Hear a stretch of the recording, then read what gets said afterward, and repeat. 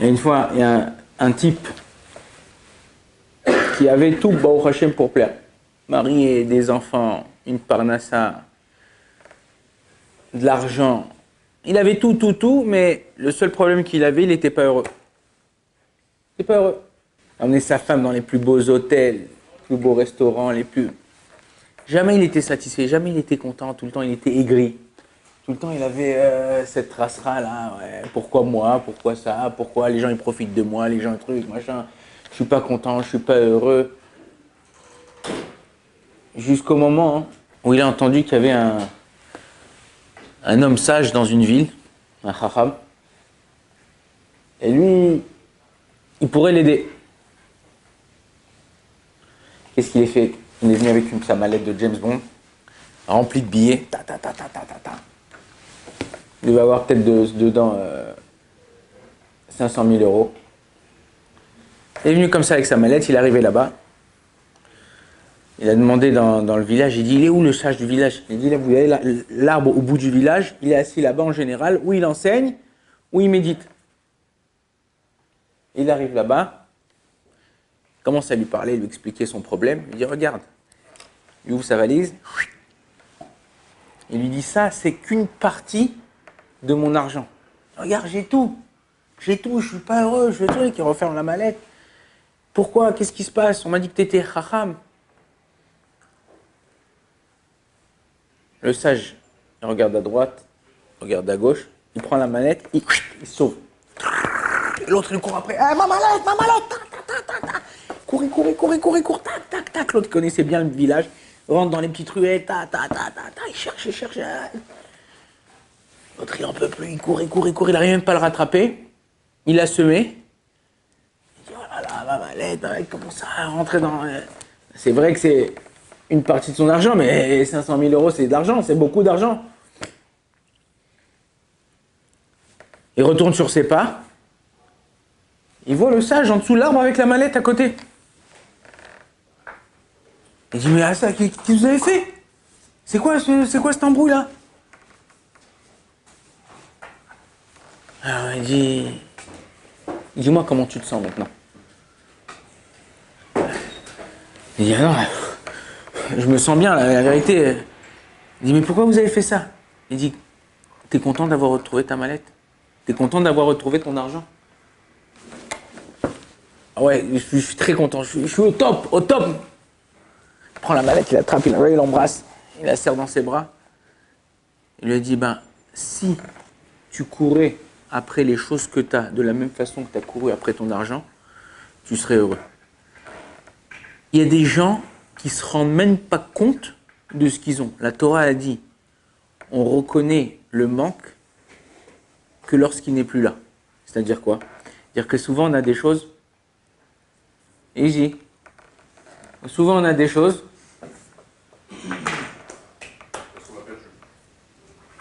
qu'on est habitué à elles, et au bout d'un moment on les a plus. Ah mince, comment je vais faire ça? Samedi soir. Non, quel jour on était? C'était cette semaine, samedi soir je crois. Non, c'était jeudi soir, pardon, Mechila. On m'appelle, on me demande d'appeler une famille qui a perdu leur maman. Ils sont perdus, ils sont mal. Et j'appelle, j'essaye de parler un peu avec chacun des membres de la famille. Et un des enfants, qui est grand, qui est assez âgé, dit, maman, je l'aime. Si j'avais su, je serais venu la voir plus souvent. Si j'avais su, j'aurais passé des shabbatotes avec elle. Si j'avais su. C'est quoi si j'avais su? Elle était là, elle était avec vous. Alors on oublie, on ne va pas les voir. On oublie, on ne les appelle pas. On oublie, on ne prend pas de leurs nouvelles. Bon, ça va, c'est sûr qu'elle m'aime. C'est sûr qu'elle s'inquiète pour moi. C'est sûr qu'elle pense à moi. Non. Il y a une mitzvah de kivud avaim et une mitzvah de respect des parents. La même chose avec des enfants. C'est pas parce qu'Akadosh Baruch Hu t'a donné des enfants. On n'est pas des hamsters. Tu fais des gosses déportés. Après, tu les oublies. Tu l'envoies en Israël, tu l'envoies à New York, tu l'envoies. Prends des nouvelles de tes gosses. Prends des nouvelles de ta femme. Prends des nouvelles de tes amis. Alors c'est vrai qu'un vrai ami, même si tu l'appelles pas, même si tu le vois pas, tu peux l'appeler n'importe quand après, il sera là pour toi. Assez les harav ou kne les chachaver. Fais-toi un rave, tu dois se faire un rave, et achète-toi un ami. Ça veut dire quoi, achète-toi un ami? Logiquement, c'est payer les trucs, non? Hein? Logiquement, c'est payer les trucs. Alors, ok. Alors, on dit un ami, un vrai ami, tu dois pas lui, il doit te donner, il doit pas être, ça doit pas être par intérêt. Mais en vérité, ouais, un vrai ami, c'est t'es gentil avec lui, tu le rends service, et il te rend service. Ouais. Tu essayes de t'inquiéter pour lui, voir comment il va, voir.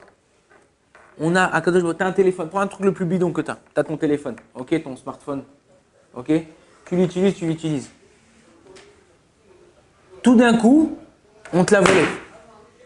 Toi, bon, tu l'as dans ta poche, tu le laisses là, tu le mets sur la table. Tout d'un coup, on te l'a volé. Tu l'as perdu, il est tombé dans l'eau, il est tombé dans la mer. Tu dis, oh là là, toutes mes photos, tous mes numéros de téléphone. Attends, aujourd'hui, il y a Google, donc c'est plus facile. Mais tu les avais pas avant, toutes ces photos, tu les avais. Tu n'avais pas tous ces numéros, tu les avais. Mais quand c'est que tu te rends compte de ce que tu as perdu, quand tu l'as perdu, n'attendez pas que Chazvé Shalom, un être proche, il s'en va. N'attendez pas, là en plus dans la situation avec cette corona, ces machins, on ne sait pas qui c'est qui va vivre. Comme on dit à Rosh Hashanah, dans la prière de Moussaf, on dit on ne sait pas qui c'est qui va vivre, on ne sait pas qui c'est qui va mourir, on ne sait pas celui-là qui va être malade, celui-là qui va être en bonne santé, on ne sait pas celui-là qui va devenir riche, celui-là qui va s'appauvrir. On ne sait pas ce qui va se passer, on est dans une période où on est perdu. Donc, apprenez de profiter du moment présent tout en respectant Akadosh Borou. Ça veut dire savoir être remercié à chaque fois. Ce matin, j'ai pris Honnête, je suis sorti, il faisait encore calme. Les gens, ils n'étaient pas encore sortis de la synagogue, partis à la synagogue. J'ai dit, purée, regarde, Akadosh Borou, j'arrive à monter les escaliers. L'air, il est frais. Il fait beau en Israël en ce moment, 16-17 degrés à Jérusalem. Baruch Hashem, je vois, je marche, j'entends, je suis pas malade, j'ai eu la corona, j'ai guéri. Il me reste pas de séquelles, grâce à Dieu. Sois heureux de ce que tu as. Kiffez, vous êtes ensemble, vous êtes là, machin. Ah, on peut pas sortir, on est ensemble, on se prend la tête. Non, vous avez mille et une choses à faire. Tout ce que, regardez, moi, ce que je vous conseille, après, vous faites ce que vous voulez. Il y a toujours, Akadosh Baruch Hu, il nous donne toujours des moments à chacun pour profiter de ce moment et de faire dans ce moment-là des choses qu'on n'aurait pas pu faire avant. Moi, je sais que pendant ces 2 semaines-là, où on est en confinement pratiquement, on peut sortir jusqu'à 1 kilomètre de la maison, c'est des moments où j'ai profité de faire ce que j'ai pas le temps de faire dans l'année. Écrire certaines choses, étudier certaines choses, partager des moments forts avec ma femme et mes enfants, faire des choses que dans l'année, je peux pas. Pourquoi? Pour montrer à Kadosh Baruch Hu que je suis content de la situation que tu as. Quelqu'un qui ne prend pas de place. Ouais, il a une place dans toutes les places. C'est-à-dire que si toi, tu arrives à t'adapter dans toutes les situations, dans toutes les places où on te met, tu seras heureux dans n'importe quel moment. Donc c'est le moment de le faire. Le moment d'apprendre à être heureux malgré ce qu'on a. Baruch Adonai Leolam. Amen, amen.